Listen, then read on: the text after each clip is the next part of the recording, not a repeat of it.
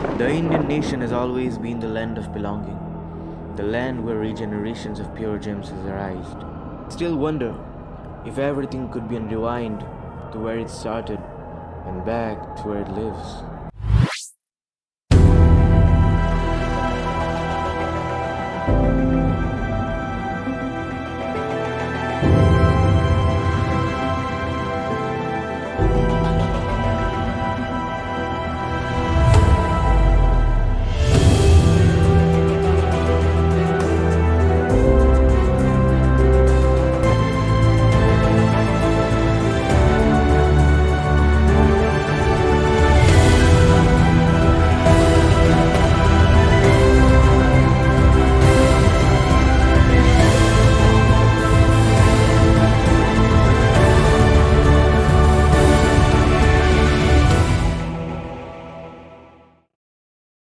Legend has it said that the best and the most beautiful things in the world cannot be seen or even touched. They must be felt with the heart. Remember what Gurudev said? It rises above the banks of the river like a solitary tear suspended on the cheek of time. Welcome to Agra. Moving back to the 17th century when people could hear of two popular things about our nation, India and the Mughals. In this part of our story, the prime characters are a river, a land, and the Mughal dynasty. One playing for provision, another for pardoning, and the last for developing. Shahabuddin Muhammad Khurram, better known by his reigning name, Shah Jahan, was the fifth Mughal emperor of India and reigned from 1628 to 1658. It is said that the Mughal Empire reached the peak of its glory in Shah Jahan's reigning period, and the best of all of them, the Taj.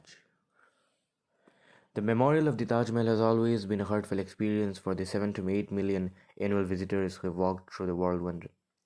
The questions were placed against the wonder in newspapers, magazines, talks, and in other media sources. And we needed solutions.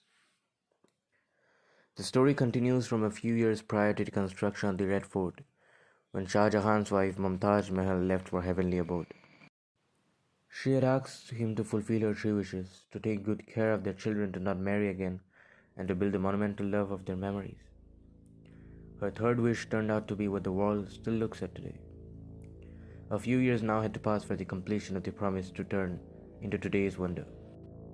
Her tomb was previously buried in Burhanpur, which was almost 800 km away from the Mughals. Shah Jahan wanted to erect her tomb close to his palace in the Agra fort so that his eyes could be circling around the memorial of Mumtaz every day. Hence, he commissioned the construction of the Taj Mahal, located at a distance of about 2.5 km away from the Agra fort, on the bank of the Yamuna River.